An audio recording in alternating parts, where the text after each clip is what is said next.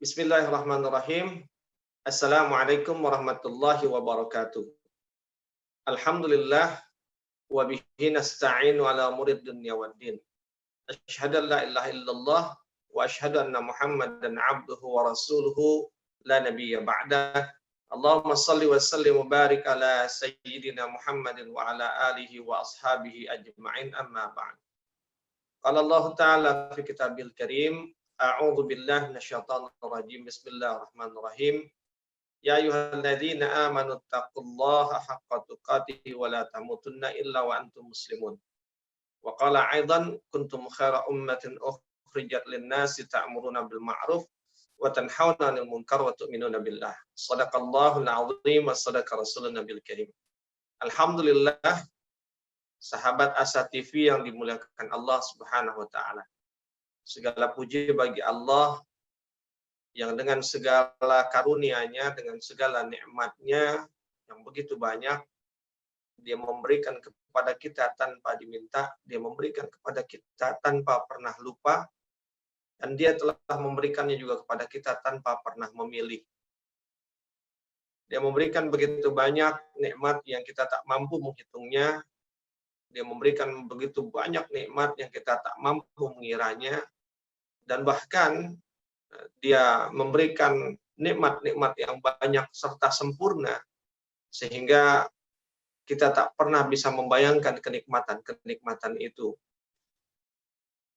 Dan tak lupa kita sampaikan salat dan salam kepada junjungan kita Nabi besar Muhammad sallallahu alaihi wasallam, Nabi pemimpin dan teladan kita.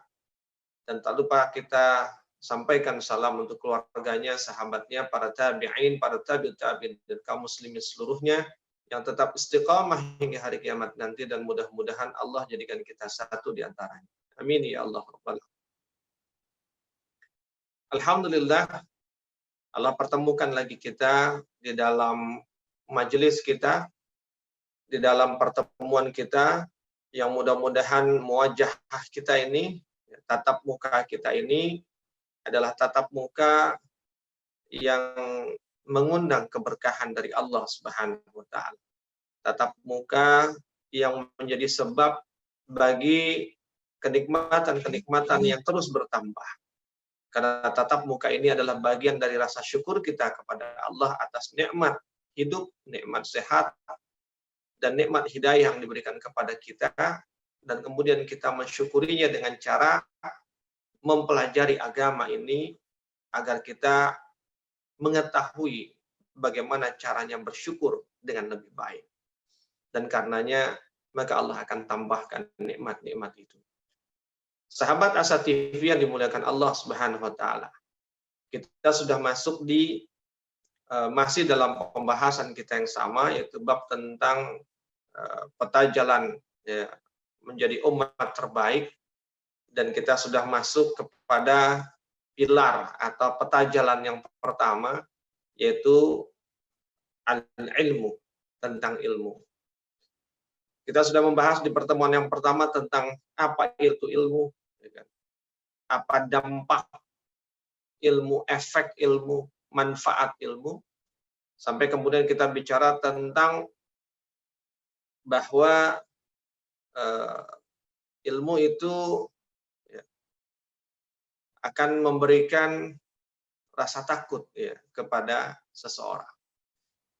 Makanya disebutkan di dalam Al-Qur'an, ya, innama yakhsyallaha min ibadihil ulama. Bahwa kategorisasi ulama itu yang pertama adalah orang yang memiliki rasa takut kepada Allah. Dan rasa takut itu dibangun melalui jalur dua, atau melalui dua jalur, yaitu jalur ma'rifah dan jalur ma'iyah. Ma'rifah adalah bagaimana kita mengenal Allah dengan seluruh nama-namanya dan sifatnya, dengan asma'ul husnanya, dan juga dengan sifat-sifatnya. Ada yang mengenal dengan sifat 20, dan juga mengenal Allah dengan semua ciptaannya, dengan semua tanda-tanda kekuasaannya di alam jagat raya ini, dan juga tanda kekuasaannya yang diisyaratkan dan disuratkan di dalam Al-Quran. Dan membangun rasa takut itu, rasa takut kepada Allah itu juga dibangun dengan ma'iyah, rasa kebersamaan, rasa bahwa Allah itu membersamai kita. Kita merasa bahwa Allah membersamai kita, sehingga kemudian ketika kita merasa Allah membersamai kita, maka kita pun juga berusaha untuk selalu berada bersama dengannya, yaitu dengan melakukan taqarrub atau pendekatan, PDKT sama Allah. Kita sudah bahas itu di pertemuan sebelumnya. Itu poin yang pertama, yaitu tentang orang yang berilmu itu adalah orang yang memiliki khasyah. Yang kedua, orang yang berilmu itu adalah orang yang memiliki ilmu dari khasyah. Jadi dia punya rasa takut, tapi kemudian dia punya ilmu tentang rasa takut. Dia memiliki ilmu yang dengan ilmu itu maka rasa takut itu tumbuh. Karena sebagaimana tadi saya sebutkan bahwa di poin yang pertama rasa takut itu tumbuh dari ma'rifah dan ma'iyah. Untuk bisa ma'rifah, mengenal, maka kita harus memiliki ilmu. Nah, ilmu untuk mengenal itulah yang kita perlukan. Ilmu untuk mengenal Allah dan ilmu untuk mengenal Islam. Yang dengannya maka kemudian tumbuhlah rasa takut itu kepada Allah Subhanahu wa taala. Sahabat Asa TV yang dimuliakan Allah Subhanahu wa taala. Dan ketika bicara tentang ilmu khasyah, ilmu, jadi ada rasa takutnya, ada ilmu rasa takutnya, ilmu untuk menumbuhkan rasa takut. Nah, ilmu khasyah ini ya, dia ada 5 macamnya. Dan terbagi menjadi 2 kelompok. Kelompok yang pertama disebut sebagai ilmu yang fardu ain, dan kelompok yang kedua adalah ilmu yang fardu kifayah. Nah, 5 ilmu ini, yang pertama adalah ilmu yang dengan ilmu itu dia bisa membenarkan, memperbaiki, meluruskan, dan membenarkan keimanan kita. Membenarkan keyakinan kita kepada Allah Subhanahu wa taala. Ilmu yang dengan ilmu itu bisa memperbaiki, meluruskan, dan membenarkan keimanan kita kepada Allah Subhanahu wa taala. Keyakinan kita kepada Allah dan pengenalan kita kepada Allah Subhanahu wa taala. Ilmu ini yang kemudian disebut sebagai ilmu tauhid, yang di dalamnya nanti kita bicara dalam bab-bab akidah.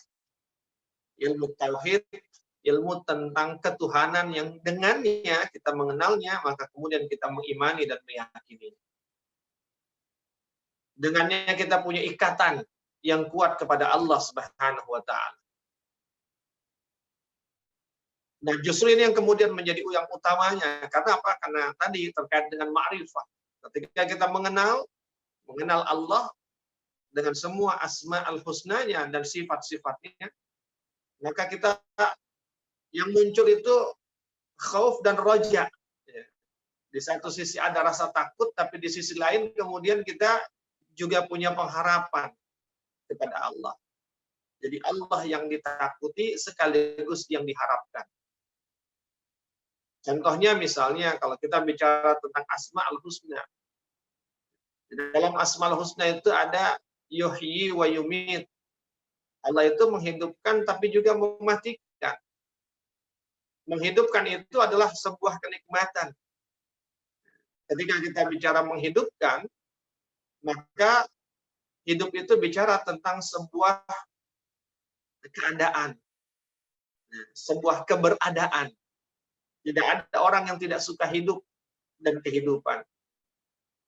Karena di dalam kehidupan itu orang banyak menikmati sesuatu. Kita masuk di alam materi. Dan tidak ada manusia yang tidak menyukai alam materi. Tapi di sisi lain Allah juga mematikan. Dan ketika bicara mematikan, tidak sedikit atau bahkan seluruh orang tabiatnya pasti tidak suka dengan kematian. Kematian maknanya juga adalah kehilangan. Kehilangan yang terbesar adalah kehilangan nyawa. Tapi juga termasuk di antaranya kehilangan harta, kehilangan kenikmatan, kehilangan kesempatan, dan segala macam bentuk kehilangan.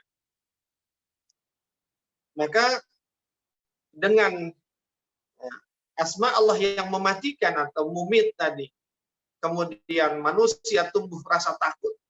Tapi dengan asma Allah yuhyi, dia menghidupkan, maka kemudian manusia punya harapan. Dia berharap. Dalam asmanya yang lain pun juga ada, Allah itu maha meluaskan. Tapi juga di sisi lain Allah maha menyempitkan. Ketika Allah maha meluaskan, maka disitulah menjadi kebahagiaan bagi manusia, maka tumbuhlah harapan.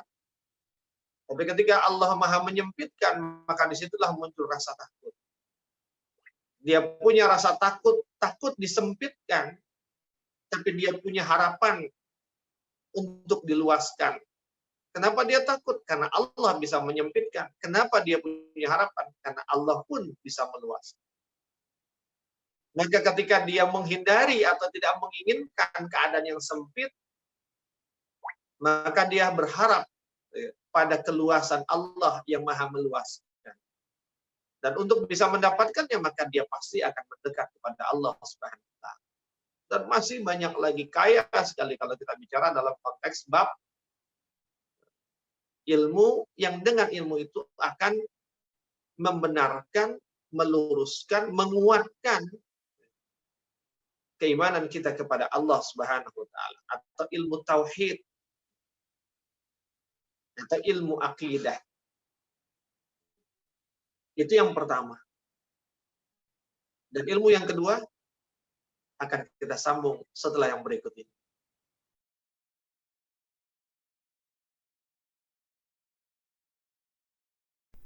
Saat hari Senin tiba, banyak orang yang merasakan malas dan tidak bersemangat menjalaninya. Tapi sekarang tidak boleh lagi terjadi. Tonton saja I Love Monday di Asa TV Indonesia. I Love Monday menghadirkan pembahasan mencerahkan dan aplikatif yang dikemas dalam I Love Myself, I Love My Job, I Love My Prophet, dan satu segmen spesial Solve with Love. I Love Monday setiap hari Senin jam 12.30 waktu Indonesia Barat di Asa TV Indonesia. Inspirasi keluarga Islami. Sahabat Asa TV yang dimuliakan Allah Subhanahu wa Ta'ala. Kita sudah sebutkan tadi ilmu yang pertama. Tentu menjadi tuntutan juga bagi kita untuk belajar tentang ilmu tauhid itu. Ilmu mengenal tentang siapa Allah. Sebagai Khalik, sebagai pencipta kita yang kita patut mengenalinya. Nah, tapi kalau kita mau bahas itu nanti panjang sekali. Nggak akan sudah nanti materi kita. Jadi itu cuplikan saja. Jadi ilmu khasyah itu yang pertama adalah ilmu yang dengan ilmu itu maka dia bisa membenarkan, meluruskan, dan menguatkan keimanan kita kepada Allah Subhanahu wa Ta'ala. Dan itulah yang paling berperan besar untuk menumbuhkan ma'rifah kita kepada Allah, dan dengannya kemudian kita memiliki khasyah, memiliki rasa takut kepada Allah. Rasa takut yang dengan rasa takut itu, maka kemudian kita berharap. Ya, berbeda ketika kita di pertemuan sebelumnya saya juga sebut ya, ketika kita takut pada manusia, kita tidak pernah berharap pada manusia itu. Bahkan kita menghindarinya. Kita tidak ingin mengenalnya, kita tidak ingin bersama dengannya. Kita sebisa mungkin ya kita nggak kenal dia deh. Kalau kita takut sama makhluk. Kenapa? Ya, karena kalau kita takut sama makhluk, ya kita akan menghindar.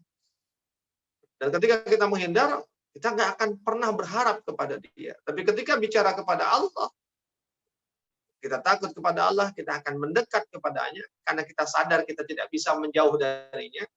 Dan karena kita takut kita mendekat kepadanya, maka di saat yang sama kita pun akan berharap kepadanya. Jadi rasa takut yang menumbuhkan harapan. Lalu kemudian ilmu khasyah yang kedua adalah ilmu yang dengan ilmu itu bisa memperbaiki, ya, menyempurnakan, membenarkan, dan meluruskan tindakan hukum kita. Ini yang kemudian dikenal dengan ilmu fikih, ya. ilmu fikih yang merupakan turunan dari di antara ilmu syar'i, ilmu syariat, ilmu tentang ajaran-ajaran agama. Di antaranya adalah kita bicara tentang ilmu fikih yang berkaitan dengan hukum. Dengan ilmu itu kita tahu hukum-hukum sesuatu atau hukum-hukum segala hal di dalam agama ini. Baik yang berkaitan dengan urusan kita dengan Allah maupun yang berkaitan dengan urusan kita dengan sesama manusia. Atau bahkan dengan makhluk lain selain manusia. Contoh, sebentar lagi kita akan masuk Idul Adha. Itu ada akhlak dalam menyembelih. Itu kan kaitannya akhirnya bagaimana tindakan hukum atau sikap kita kepada hewan sembelihan. Ada tindakan hukumnya. Ya, ketika menyembelih, kan tidak boleh kemudian kita pakai pisau sembelih yang tumpul, harus dengan yang tajam. Itu bagian dari arahan, kan, di dalam urusan kita dengan makhluk lainnya. Sehingga dengan ilmu ini, apapun yang kita lakukan, dia benar. Apapun yang kita lakukan tidak melenceng, tidak menyimpang, tidak keluar dari aturan-aturan Allah Subhanahu wa Ta'ala. Karena ketika kita keluar dari aturan-aturan Allah, dampaknya bukan hanya di dunia, tapi juga dampaknya di akhirat. Dampak di dunia, kenapa ada dampak di dunia? Karena aturan-aturan Allah itu adalah aturan-aturan yang menjadi sunnatullah. Aturan-aturan yang menjadi sebuah keniscayaan di dalam kehidupan dunia yang ketika dia diabaikan, ditinggalkan, maka dia ada akibatnya. Contoh, air itu sunnatullahnya dia akan mengalir dari atas ke bawah. Jika di atas itu tidak ada yang menahannya, maka air akan menggelontor sebanyak-banyaknya ke bawah, maka terjadilah banjir di bawah. Tapi jika di atas ada yang menahannya, ada pohon, yang dengan pohon itu dia punya akar itu kemudian mengikat air, sehingga kemudian air itu tidak jatuh atau tidak menggelontor seluruhnya, karena ada yang diikat oleh pohon, akar-akar pohon itu. Sehingga yang turun sampai ke bawah itu, ya kan, tidak semuanya, ya kan, dan turunnya pun perlahan. Tapi kalau nggak ada yang mengikatnya, maka air itu sudah mengalir lepas begitu saja. Itu sunnatullah. Nggak perlu di macam-macamin, dia pasti terjadi. Kalau terjadi penggundulan di wilayah ketinggian, maka pasti akan terjadi bencana. Banjir salah satunya, bahkan bisa tanah longsor di wilayah yang lebih rendah. Nah, sahabat Asa TV yang dimuliakan Allah Subhanahu wa Ta'ala, masih banyak sunnatullah lainnya yang jika kemudian dia tidak dipenuhi, maka dia akan berdampak untuk urusan dunia dan juga untuk urusan akhirat. Dan ketika bicara sunnatullah, kita mengenal satu buah ayat yang jelas-jelas Allah mengatakan zahara minha fasadu fil barri wal bahri fa fasadu fil barri wal bahri bima kasabat aydin nas. Telah nyata kerusakan di muka bumi, telah nyata kerusakan fil barri wal bahri, di daratan maupun di lautan. Bima kasabat aydin nas. Yang semuanya itu disebabkan adalah tangan-tangan manusia. Kenapa? Karena tangan-tangan manusia itu bersikap, berbuat tidak dengan aturan syariat sehingga dia berdampak buruk. Di akhirat, ya kalau umpamanya kita tidak bersikap sesuai aturan hukum agama terhadap orang lain, kita bersikap zalim kepada orang lain, mengambil hak orang lain, maka bukan hanya di dunia kita mendapatkan hukuman, tapi juga di akhirat nanti kita akan mendapatkan hukuman sebagai akibat dari kezaliman yang kita lakukan terhadap orang lain itu. Karena pasti orang yang dizalimi itu akan menuntut di akhirat nanti. Sahabat Asa TV yang dimuliakan Allah Subhanahu wa taala. Maka termasuk juga di dalamnya, ya, ketika bicara tindakan fikih ini dalam konteks ketika kita bicara urusan kita dengan Allah, bagaimana kita bersikap, berbuat, ya kan, dalam berurusan dengan Allah. Nah, di sini kita bicara bab-bab tentang fikih ibadah, bagaimana salat yang baik, ya, bagaimana puasa yang baik, bagaimana berwudu yang baik, dan lain sebagainya, yang semua itu mengarahkan kita kepada kesempurnaan sikap atau tindakan hukum ketika kita berurusan dengan Allah. Dan juga sikap atau tindakan hukum ketika kita berurusan dengan manusia atau makhluk lain. Kita tahu mana yang halal, kita tahu mana yang haram. Kita tahu mana yang dibolehkan, kita tahu mana yang tidak diperkenankan. Kita tahu mana yang berakibat baik, mana yang berakibat buruk. Kita tahu mana yang pahala, mana yang dosa. Sahabat Asa TV yang dimuliakan Allah Subhanahu wa taala. Dan kalau kita mau gali bab itu lebih panjang lagi. Kalau kita buka kitab-kitab fikih, ya kitab fikih itu tebal-tebal sekali. Nggak habis-habis kalau mau kita bahas. Panjang. Nah, tapi hanya ingin menyampaikan bahwa ilmu yang kedua yang dengannya kemudian tumbuh khasyah adalah ilmu fikih, atau ilmu yang dengan ilmu itu bisa membenarkan, memperbaiki, menyempurnakan, memandu tindakan hukum kita sehingga tidak salah, tidak menyimpang. Sehingga dengannya nanti semakin kita punya harapan kepada Allah. Kenapa? Karena kelakuan kita, perbuatan kita baik.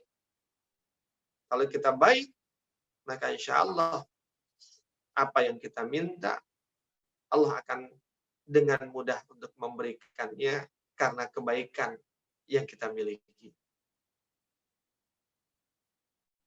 Sahabat Asa TV yang dimuliakan Allah Subhanahu wa taala. Itu yang kedua, ilmu yang kedua. Lalu yang ketiga, ilmu khasyah yang ketiga adalah ilmu yang dengan ilmu itu maka bisa memperbaiki akhlak kita, memperbaiki perilaku kita. Ketika bicara tentang akhlak, nanti kita bicara tentang sikap mental. Lebih khusus lagi. Jadi kalau fikih tadi lebih kepada perbuatan-perbuatan yang halal haram, kan, makruh sunnah, boleh tidak boleh gitu. Tapi kalau akhlak ini lebih kepada bab-bab etika. Ilmu tentang etika. Ilmu tentang bagaimana kita mempunyai sikap etis. Kita punya sikap mental yang baik. Misalnya kalau kita bicara dalam bab ini, maka kita bicara tentang sabar, kita bicara tentang syukur, kita bicara tentang wara, kehati-hatian, kita bicara tentang qanaah, ya, merasa cukup dengan apa yang Allah beri. Kita bicara tentang zuhud, kita bicara tentang ridha, kita bicara tentang mujahadah, dan masih banyak. Kita bicara tentang syaja'ah, dan masih banyak yang lainnya.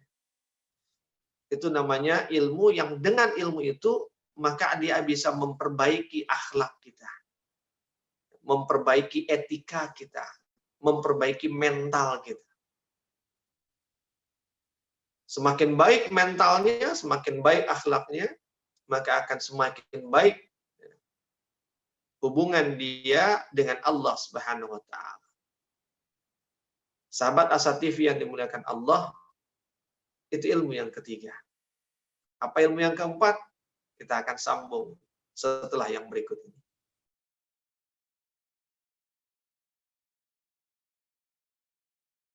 Menuntut ilmu adalah sebuah jalan yang akan mengantarkan manusia pada kemuliaan. Dengan ilmu, manusia mendapatkan panduan untuk berpikir dan bertindak. Untuk itu, Asa TV Indonesia menghadirkan Pustaka Asa, sebuah ruang pembelajaran sistematis bersama para pakar di bidangnya. Quranic Study Series, Quranic Life, Prophet Manner, dan berbagai bidang keilmuan yang dibahas dengan cara menyenangkan. Pustaka Asa hadir setiap Sabtu jam 19.30 waktu Indonesia Barat, hanya di Asa TV Indonesia. Sahabat Asa TV yang dimuliakan Allah Subhanahu wa taala. Kita sambung lagi ilmu yang keempat, ilmu khasyah yang keempat. Jadi ilmu khasyah yang keempat adalah ilmu yang dengan ilmu itu dia akan mendukung ketiga ilmu yang pertama tadi. Ilmu yang membenarkan iman kita atau ilmu tauhid kita, ilmu yang membenarkan tindakan hukum kita atau fikih kita, ilmu yang membenarkan akhlak kita atau sikap mental kita. Maka ilmu yang keempat ini adalah ilmu yang dengan ilmu yang keempat ini maka dia mendukung dalam menguasai ketiga ilmu yang di atas atau yang sebelumnya tadi. Artinya dengan ilmu yang keempat ini maka kita akan baik pemahamannya tentang tiga ilmu di atas atau terbantu kita untuk memahami tiga ilmu yang pertama tadi. Nah, ketika bicara bab ilmu yang keempat ini, maka dia yang sebut, kalau saya menyebutnya sebagai ilmu alat, ilmu tools, ya, bukan ilmu khusus tentang satu pemahaman, tapi ilmu untuk bisa memahami tiga ilmu yang pertama. Maka yang masuk dalam kategori ini diantaranya contoh ya, ilmu bahasa Arab tentunya, kemudian ilmu usul, ya. Kita bicara fikih, tindakan hukum, maka ilmu perangkatnya diantaranya adalah usul fikih. Kita bicara tauhid dan termasuk ya fikih dan akhlak, maka sumbernya adalah Quran. Ketika bicara Quran, maka salah satunya yang dibutuhkan adalah ilmu bahasa. Karena Quran berbahasa Arab, maka bahasa Arab menjadi penunjang untuk bisa memahami dengan lebih baik. Atau misalnya ilmu tafsir. Ilmu tafsir itu ilmu alat. Karena dengan ilmu tafsir itu kita bisa memahami sumber rujukan tauhid, fikih, dan akhlak, yaitu Quran. Ilmu mustalahul hadis, ya. Atau nanti kalau kita bicara segala macam bentuk ulumul Quran dan ulumul hadis. Dan masih banyak ya kan, bentuk ilmu-ilmu alat lainnya. Termasuk bahkan juga nanti kita bicara tentang ilmu-ilmu lain yang mungkin tidak terlihat seperti ilmu agama, tapi dia menunjang. Ilmu-ilmu sosial misalnya. Nah, walaupun nanti ini kita bicara di ilmu yang kelima. Apa ilmu yang kelima? Ilmu yang kelima adalah ilmu yang dengan ilmu itu, maka dia akan mendukung tegaknya keempat ilmu di atas. Jadi ilmu keempat mendukung terwujudnya tiga ilmu sebelumnya. Ilmu yang kelima menegakkan, mendukung untuk tegaknya empat ilmu di atas. Empat ilmu yang sebelumnya. Dan ilmu itu adalah ilmu-ilmu umum. Ilmu-ilmu yang sifatnya umum. Ya, kalau mau digampangin bahasanya ilmu dunia lah. Gitu. fisika, matematika, biologi, kimia, kedokteran, dengan sosiologi, antropologi, kriminologi, ya, psikologi, ya, dan masih banyak ilmu-ilmu umum lain yang hari ini makin banyak. Termasuk nanti kita bicara tentang ilmu-ilmu pertanian, ya. Itu yang disebut dengan ilmu yang dengan ilmu itu dia membantu tegaknya keempat ilmu di atas. Yang 4 ilmu yang pertama tadi kan bisa dibilang ilmu agama lah.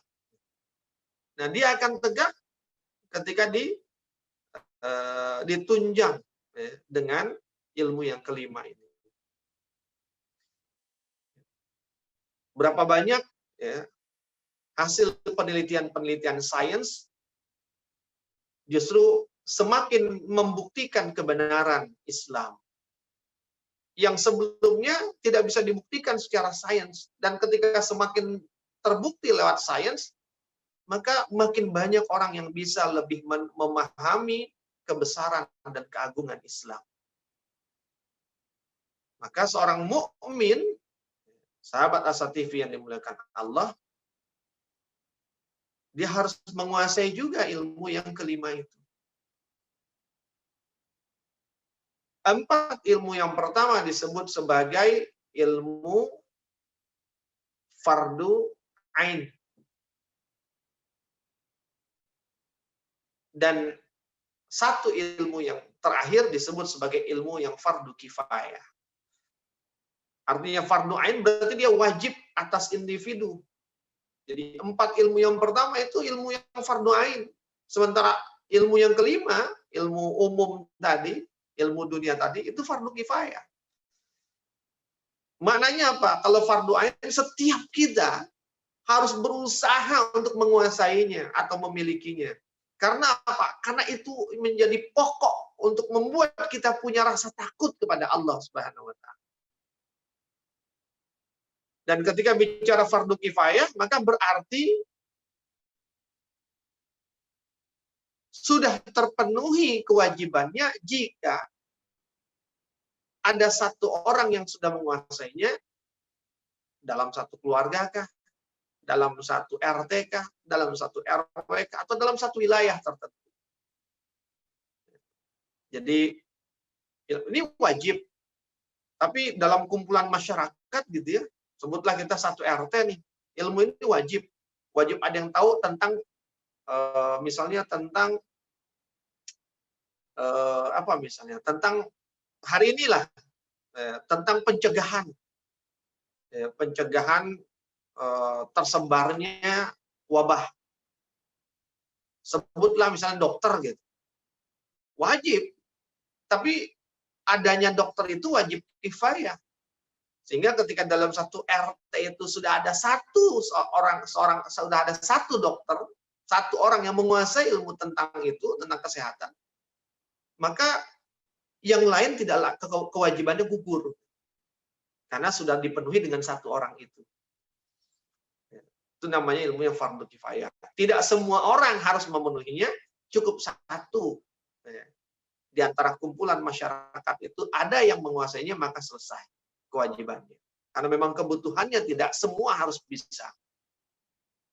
Nah, sahabat Asa TV yang dimuliakan Allah Subhanahu wa Ta'ala. Jadi 4 ilmu fardu ain yang harus dikuasai, harus dimaksimalkan usahanya. Dan yang 1 lagi, yang terakhir, yang kelima adalah ilmu yang fardu kifayah yang setidaknya. Makanya kalau kita lihat yang namanya majelis ulama, ya, itu bukan hanya kumpulan orang-orang yang menguasai ilmu syariat, bukan hanya isinya orang-orang yang ahli hadis, ahli tafsir, tapi juga di dalamnya ada dokter, ahli kesehatan, bahkan mungkin ada epidemiolog, atau bahkan mungkin ada arkeolog, atau bahkan mungkin ada astronomis, orang yang ahli ilmu bintang, perbintangan. Kenapa dibutuhkan? Untuk apa? Iya, untuk penentuan hari raya misalnya. Jadi bukan hanya orang-orang ilmu syariat yang harus ada. Nah, sahabat Asa TV yang dimuliakan Allah Subhanahu wa Ta'ala. Maka seorang mukmin itu Seorang mukmin itu seharusnya dia berupaya maksimal mengisi kepalanya dengan 4 ilmu yang fardu ain dan 1 saja ilmu yang fardu kifayah. Karena ilmu fardu kifayah tadi banyak tuh. Fisika, biologi, kimia, matematika, antropologi, psikologi, dan lain kedokteran, dan banyak lagi yang lainnya. Cukup 1 saja. Ya, setiap orang itu ambil 1 saja yang dia input di kepala. Setiap orang boleh berbeda-beda, tapi 4 ilmu yang fardu ain setiap orang harus sama. Sama-sama menguasai atau sama-sama berupaya maksimal untuk bisa menguasainya. Begitu tuntutannya seharusnya. Nah, ketika bicara 2 orang yang menguasai 2 hal ini, dia punya khasyah, dia punya rasa takut kepada Allah karena ma'rifahnya dia kepada Allah, dan ma'iyahnya karena ma'iyah ma'iyatullahnya sangat baik.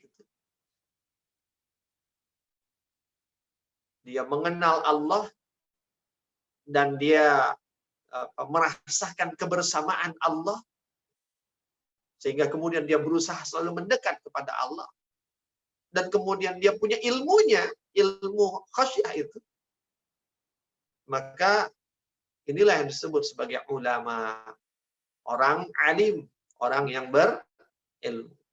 Jadi orang yang berilmu itu adalah orang yang memiliki khasyah, rasa takut kepada Allah, dan juga punya ilmu yang dengan ilmu itu membuat dia punya rasa takut atau tumbuh rasa takutnya kepada Allah. Dan ilmu khasyah itu 5 tadi. Ilmu yang dengan ilmu itu bisa membenarkan imannya, ilmu yang dengan ilmu itu bisa membenarkan tindakan hukumnya, ilmu yang dengan ilmu itu bisa membenarkan akhlaknya, sikap mentalnya, ilmu yang dengan ilmu itu maka bisa mendukung terbentuknya atau penguasaan 3 ilmu yang pertama, dan yang kelima adalah ilmu yang dengan ilmu itu maka tegak 4 ilmu sebelumnya. 4 ilmu fardu ain, 1 ilmu fardu kifayah. Nah, saat ini itu terbalik. Maksudnya apa? Ya. Ilmu yang fardu ain itu dipelajari sekedarnya, sekenanya aja. Ya, yang penting ngerti wudhu, ngerti sholat, gitu. Udah cukup, merasa begitu. Ilmu yang fardu ain yang 4 itu sekedarnya, nggak bergairah, nggak bersemangat untuk menguasainya, mencarinya, menuntutnya. Sementara ilmu yang fardu kifayah justru dikejar habis-habisan, berlomba-lomba manusia. Itu yang terjadi hari ini. Sehingga wajar jika kemudian banyak umat jauh dan akhirnya tidak mengenal agamanya. Karena dia lebih memprioritaskan ilmu yang fardu kifayah ketimbang ilmu yang fardu ain. Bukan berarti kemudian ilmu fardu ain dikuasai, ilmu fardu kifayah nggak usah, enggak. Ilmu fardu ain tetap dikuasai, tapi ilmu fardu kifayah minimal 1 dia punya. Seperti itu. Dia tahu atau dia menguasainya. Sahabat Asa TV yang dimuliakan Allah Subhanahu wa taala. Dan ilmu tentang takwa kita kepada Allah, sebagian besar itu ada pada ilmu yang fardu ain dan sebagian kecilnya ada pada ilmu yang fardu kifayah. Artinya apa? Ilmu fardu ain itu bisa mengantarkan dan menguatkan ketakwaan kita. Begitu pula dengan ilmu yang fardu kifayah bisa mengantarkan dan menguatkan juga ketakwaan kita. Namun porsinya berbeda, tapi masing-masing bisa mengantarkan dan bahkan menguatkan ketakwaan kita kepada Allah Subhanahu wa taala. Sahabat Asa TV yang dimuliakan Allah Subhanahu wa taala. Mari kita bertanya kepada diri kita. Bagaimana dengan kita? Ya mungkin kita bukan ulama, tapi bukan berarti harus menjadi ulama untuk memiliki rasa takut dan untuk memiliki kelima ilmu tadi. Bahkan jika kita tidak bergelar ulama sekalipun, tapi kita memiliki khasyah, rasa takut pada Allah, dan kita memiliki kelima ilmu khasyah itu, maka walaupun kita tidak digelari ulama, tapi kita masuk dalam kategori sebagai ulama, orang yang berilmu. Sahabat Asatif yang dimuliakan Allah, kita akan sambung setelah yang berikut ini.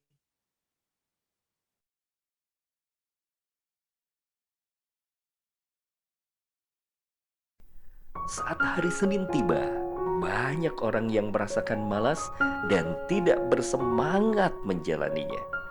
Tapi sekarang tidak boleh lagi terjadi. Tonton saja I Love Monday di Asa TV Indonesia.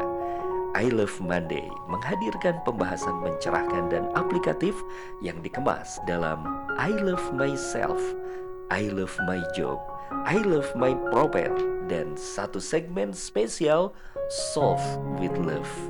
I Love Monday setiap hari Senin jam 12.30 waktu Indonesia Barat di Asa TV Indonesia. Inspirasi keluarga Islami. Sahabat Asa TV yang dimuliakan Allah Subhanahu wa taala. Kita lanjutkan di segmen yang terakhir. Jadi ketika kita berbicara tentang ilmu, menjadi menarik. Karena ilmu itulah yang dengannya membuat kita memiliki justru rasa takut ketika kita dalam konteks mengenal Allah. Dan dua hal tadi yang saya sebutkan yang menjadi indikator kealiman, atau dalam bahasa Quran ulama, orang alim, orang berilmu. Yang pertama adalah dia memiliki khasyah, punya rasa takut kepada Allah. Yang khasyah itu dibangun oleh dua hal, yaitu ma'rifahnya, kepengenalan dia kepada Allah, dan ma'iyah, perasaan istilahnya ma'iyatullah, kebersamaan Allah dengan dirinya. Dia memahami, mengerti itu, bahwa Allah itu selalu membersamainya, dan kemudian dia akhirnya mendekat kepada Allah. Dan yang kedua, dia memiliki ilmunya khasyah yang 5 tadi saya sebutkan. Maka itulah sesungguhnya seorang alim. Karena apa? Jika dia memiliki dua hal itu, memiliki khasyah dan ilmu tentang khasyah, maka dia akan menjadi sesungguhnya alim. Karena alim itu, dengan bekal dua hal itu, dia akan menjadi alim, karena alim itu mendidik, bukan menyalahkan. Ya. Mendidik, bukan menyalahkan. Tidak semua orang yang punya ilmu bisa mendidik. Tapi orang yang memiliki akhlak, dia bisa mendidik. Dan akhlak itu termasuk ilmu yang ketiga dari ilmu khasyah tadi. Alim itu dia mendidik, bukan menyalahkan. Dia memberitahu. Alim itu yang kedua, dia mengingatkan, bukan menggurui. Jadi tidak sebagian besar orang itu nggak suka kalau dikasih tahu itu caranya menggurui. Kalau dalam konteks lain ngebosi gitu. Salah kamu, oh itu nggak benar. Tapi ketika dia diingatkan dengan bahasa-bahasa persuasif, bahasa-bahasa yang lebih humble gitu, yang lebih ramah, yang lebih dekat, maka itu akan lebih mengena. Dan alim itu yang ketiga, dia mengajak, bukan menghakimi. Ya. Dia mengajak, bukan menghakimi. Mendidik, bukan menyalahkan. Mengingatkan, bukan menggurui. Mengajak, bukan menghakimi. Seorang alim akan mampu melakukan 3 hal itu. Syaratnya tadi, dia memiliki khasyah dan ilmu tentang khasyah. Kalau dia masih belum memiliki khasyah dan ilmu tentang khasyah, maka tidak mudah, sulit bagi dia untuk bisa menjadi alim yang mendidik, bukan menyalahkan, alim yang mengingatkan, bukan menggurui, atau alim yang mengajak, bukan menghakimi. Sahabat Asa TV yang dimuliakan Allah Subhanahu wa taala. Dan ketika kita bicara konsepsi ilmu di dalam Islam, ya, kita konsepsi ilmu balik lagi ke ilmu khasyah tadi, maka ilmu di dalam Islam itu dia utuh, dia menjadi satu kesatuan holistik, ya, yang utuh, antara satu dengan yang lainnya saling berhubungan dan saling membutuhkan, tidak bisa berdiri sendiri-sendiri. Ibarat puzzle lah. Puzzle itu kumpulan potongan-potongan yang dengan kumpulan potong-potongan itu ketika dihimpun dia akan membentuk sesuatu. Tanpa satu potongan sekalipun, maka bentuk sesuatu itu akan tidak sempurna. Begitulah konsepsi ilmu dalam Islam. Maka ilmu tauhid itu butuh ilmu fikih itu butuh ilmu akhlak. Ilmu akhlak itu butuh ilmu yang namanya tools tadi, ilmu perangkat. Dan ilmu akhlak itu juga butuh yang namanya ilmu yang fardu kifayah. Jadi ilmu yang fardu ain membutuhkan ilmu yang fardu kifayah. Begitu pula sebaliknya. Karena jika tidak, hanya satu-satu saja, fardu ain tapi nggak punya ilmu fardu kifayah, dia mungkin ideal, tapi tidak apa istilahnya. Secara idealita dia oke gitu, tapi secara realitanya dia tidak membumi, melangit tapi tidak membumi. Sebaliknya, dia punya ilmu fardu kifayah tapi tidak punya ilmu fardu ain, dia membumi tapi dia tidak melangit. Punya pijakan tapi tidak punya gantungan. Tapi kalau dia punya keduanya, dia punya gantungan ke atas dan dia punya pijakan ke bawah. Begitulah Islam. Begitulah mukmin seharusnya. Dan begitulah khair ummah. Dia akan menjadi umat terbaik kalau dia punya hal itu. Sehingga dia menjadi orang-orang yang bukan hanya dibutuhkan, tapi bahkan adanya atau datangnya dinanti, perginya ditangis. Saking begitu butuh dan cintanya umat dengan keberadaan dan kehadirannya. Sahabat Asa TV yang dimuliakan Allah Subhanahu wa taala. Dan bagi seorang muslim, bagi seorang khairu ummah, maka semua ilmu itu digunakan untuk tegaknya agama, bukan untuk menjadikan ilmu itu berkhidmat pada dunia. Jadi menjadikan ilmu itu untuk tegaknya agama itu artinya apa? Ya agama ini dijalankan dengan benar, gitu, dengan baik di muka bumi ini oleh manusia. Tapi bukan menjadikan ilmu itu untuk berkhidmat kepada dunia. Menjadikan ilmu itu untuk mencari dunia. Untuk memperkaya diri dengan dunia. Jadi penting nih catatannya. Seorang ulama, seorang alim itu, ilmunya itu, atau seorang khairul ummah itu, ilmunya itu akan digunakan untuk menjadikan tegaknya agama, bukan untuk berkhidmat kepada dunia. Sahabat Asa TV yang dimuliakan Allah Subhanahu wa taala.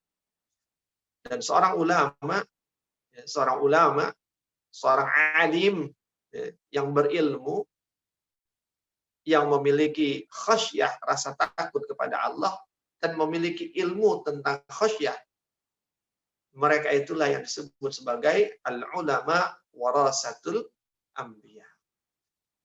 pewaris Nabi. Dan ketika dia adalah pewaris Nabi, maka seharusnya seorang alim itu, seorang ulama itu, seorang khair ummah itu, dia harus mencontoh Nabi. Namanya juga pewaris Nabi. Berarti dia mewarisi apa-apa yang dibawa Nabi, mewarisi risalah kenabian. Bukan berarti dia menjadi Nabi, tidak. Tapi dia mewarisi ajaran-ajaran Nabi. Bukan untuk dilakukan sendiri, tapi untuk juga diajarkan kepada umat. Bahkan dia mewarisi akhlak Nabi. Dia mewarisi perilaku Nabi. Dia mewarisi segala apapun yang menjadi karakter-karakter dari Rasulullah sallallahu alaihi wasallam. Sehingga akhlaknya sebagaimana akhlak Nabi, perilakunya sebagaimana perilaku Nabi, sifatnya sebagaimana sifat Nabi, salatnya sebagaimana salat Nabi, puasanya sebagaimana puasa Nabi, dan lain sebagainya. Dan bukan hanya itu, sebagai pewaris Nabi, dalam arti apa? Nabi itu dia adalah seorang yang salih, orang saleh, tapi juga dia adalah seorang leader. Nabi itu pemimpin agama, tapi juga pemimpin umat. Nabi itu adalah orang saleh, yang paling saleh di antara orang saleh, orang-orang pada masa itu. Tapi dia pun juga adalah pemimpin dari orang-orang di masa itu. Jadi dua, punya kapasitas syariat, punya kapasitas kesalehan, keagamaan, tapi dia juga punya kapasitas kepemimpinan. Kalau bahasa istilah lainnya itu alim yang zaim, zaim yang alim. Orang berilmu yang leader, leader yang berilmu. Dan sahabat Asatif yang dimuliakan Allah Subhanahu wa taala, makanya kalau dulu itu sampai generasi Khulafaur Rasyidin setidaknya, itu yang namanya ulama dan khulafa, ulama, alim, orang berilmu dengan pemimpin, itu tidak terpisah. Maka istilahnya ulama uhum, khulafa uhum, khulafa uhum, ulama uhum. Ulama mereka adalah pemimpin mereka. Pemimpin mereka adalah ulama mereka.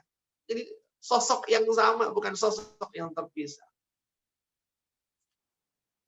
Abu Bakar adalah pemimpin kaum muslimin, sekaligus dia adalah orang yang paling alim di antara kaum muslimin. Begitupun di masa Umar, Umar adalah pemimpin, leadernya, tapi dia juga adalah yang paling alim di antara kaum muslimin. Pun begitu dengan Utsman, pun begitu dengan Ali radhiyallahu anhu. Sahabat Asatif yang dimuliakan Allah Subhanahu wa taala. Jadi pemimpin itu seharusnya adalah orang yang mempunyai ilmu agama. Sebagaimana orang yang mempunyai ilmu agama, seharusnya dia juga punya karakter, kapasitas kepemimpinan. Karena apa? Jika dia terpisah, ini akan menjadi sulit. Pemimpin dipilih karena kesalehannya. Karena orang saleh itu makbul doanya. Maka jika ada sesuatu yang terjadi di dalam kepemimpinannya yang di luar kuasa dan kendali manusia, maka pada saat itu doa seorang pemimpin menjadi solusi atas permasalahan tersebut. Itu terjadi di masa Khalifah Umar bin Khattab, di masa Abu Bakar As-Siddiq, di masa Utsman bin Affan, di masa Ali bin Abi Thalib. Jadi karena mereka adalah pemimpin-pemimpin yang saleh, ketika ada masalah yang udah sulit gitu, secara secara manusiawi sulit. Maka pada saat itu doa-doa seorang pemimpin itu menjadi solusi dari apa-apa yang tidak terselesaikan oleh kapasitas kepemimpinannya.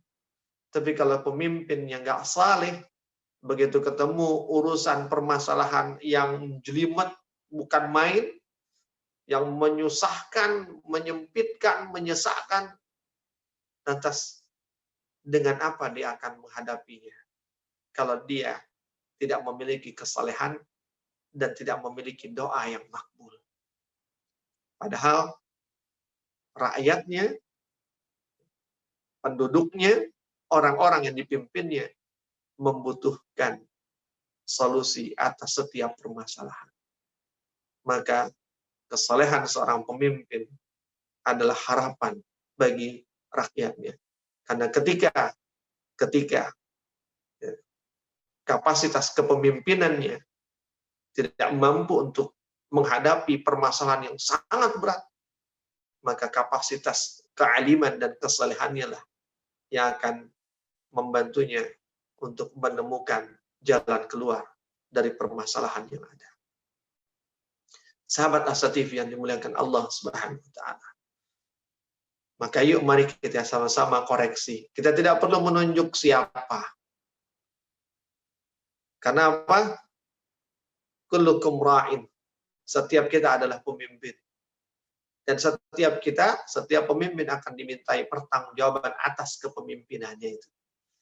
Maka mari kita tanya pada diri kita. Sudahkah kita menjadi seorang alim, orang yang berilmu, dan menjadi zaim, orang yang punya leadership, punya kapasitas kepemimpinan? Atau sudahkah kita menjadi zaim, pemimpin yang alim, yang mempunyai keilmuan? Itu istilahnya. Zaim yang alim, alim yang zaim. Itulah khair ummah. Kalau kita belum seperti itu, berarti kita harus masih membutuhkan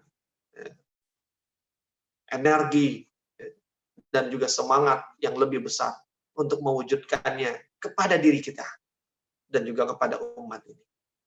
Sahabat Asa TV yang dimuliakan Allah Subhanahu wa taala. Maka yuk jadi kita menjadi alim yang zaim. Bagaimana caranya dan apa keutamaan seorang alim itu yang zaim itu? Kita akan lanjutkan di dalam pertemuan kita yang berikutnya. Assalamualaikum warahmatullahi wabarakatuh.